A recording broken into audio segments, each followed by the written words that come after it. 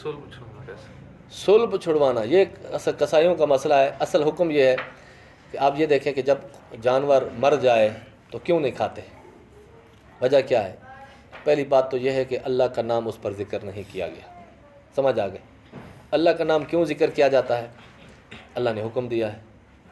जब हम अल्लाह का नाम लेकर ज़िबा करते हैं तो उससे क्या निकलता है, खून निकलता है जो धार मार के निकलता है, जिसको अल्लाह ने हराम करार दिया है। इसको दम मसफूक कहते हैं। तो हराम खून जब जिस्म से निकल जाता है तो वो पिछला गोश्त जो होता है वो सब का सब पाक हो जाता है।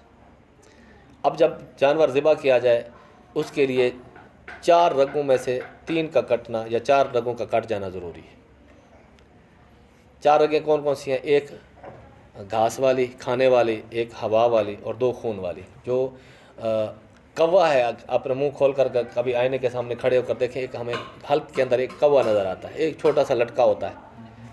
ते हैं जब पानी सांस लेते हैं तो फिर वो अपनी हालत पर रहता है, सांस जाती है फेफड़ों के अंदर और पानी और ग़िज़ा वगैरह जाती है मैदे के अंदर, तो वो उसका किरदार होता है। इस जगह पर मुत्तसिल ही दोनों ये सामने 2 नालियाँ मौजूद हैं, नीचे एक घास वाली है, खाने वाली है और एक हवा वाली है। इसके साथ ही वो गिरा भी, जिसको साथ गिरा भी होती है, साथ गिरा भी है। समझ आ गए, ये गिरा भी है और साथ दोनों नालियाँ साथ बनी हुई हैं ऊपर नीचे। समझ आ गए। तो अब हम गिरा पर हम छुरी चलाएंगे, अगर गिरा चली गई हल की तरफ यानी कि सर की तरफ चली गई तो फिर तो यकीनी तौर पर ये दोनों रगें कट जाएंगी। समझ आ गई, क्योंकि यहाँ से मुत्तसिल ही दोनों नालियों का जोड़ चल रहा है, मुत्तसिल दोनों नालियों का जोड़ चल रहा है। अगर गिरा चली गई सर की तरफ तो यकीनी तौर पर ये दोनों नालियाँ कट जाएंगी और अगल बगल जो 2 खून की नालियाँ हैं वो भी कट जाएंगी, 4 कट जाएंगी और जानवर हलाल हो जाएगा। समझ आ गया, हलाल समझा जाएगा इसका।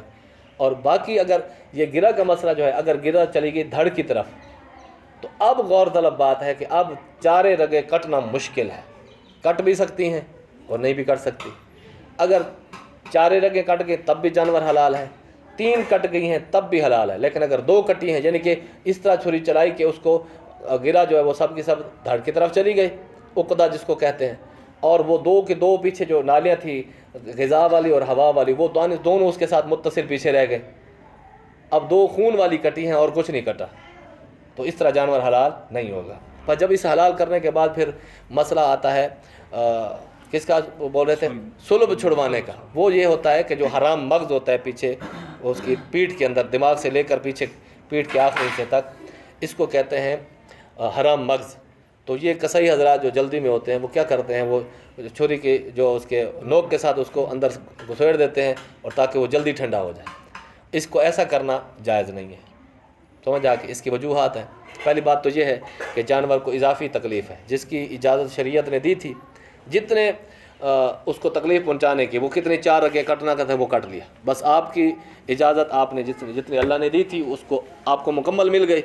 अब आपके लिए जायज़ नहीं है कि मज़ीद उसको तकलीफ़ दें जब तक कि वो ठंडा ना हो जाए, उसकी जान ना निकल जाए।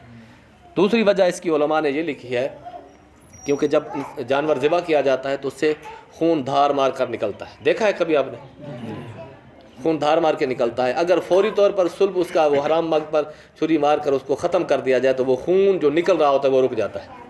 समझ आ गए। तो ये क्या है, सेहत के लिए नुकसानदेह। एक तो जानवर को इजाफी तकलीफ़ भी है और सेहत के लिए भी नुकसानदेह है, और खाने में गोश्त भी लजीज नहीं होता। आप बाहर से गोश्त लेकर आएँ कभी भी फट्टे वाले से जो बाज़ार के अंदर थे, वो ऐसे ही करते हैं, जल्दी छुरी मार के उसके अंदर पानी डाल देते हैं, क्योंकि गरम गोश्त होते हैं उसके अंदर पानी घुस जाता है। वो तकरीबन एक बड़ा जानवर जो है दरमियाने साइज़ का, वो तकरीबन कम से कम 15 किलो उनका वज़न बढ़ा देते हैं वो पानी डाल के, तो इसलिए वो लजीज भी नहीं होते। घर के अंदर मुत्तकी परहेज़गार से ज़िबा करवाएं और जब तक वो ठंडा ना हो जाए उस वक्त तक उसके पाँव वगैरह खाल वगैरह उतारने की कोशिश न करें। अगर करेंगे तो गुनहगार होंगे, इस तरह सुल्ब छुड़वाएंगे तो भी गुनहगार होंगे। इस बात पर कसाईयों को, जो कसाब वगैरह हैं, जो कुरैशी, उनको भी कहा जाता है कि नहीं इलाकों में, तो उनके लिए ये हुक्म है कि इस चीज़ से ख़ुसूसन इज्तिनाब करें।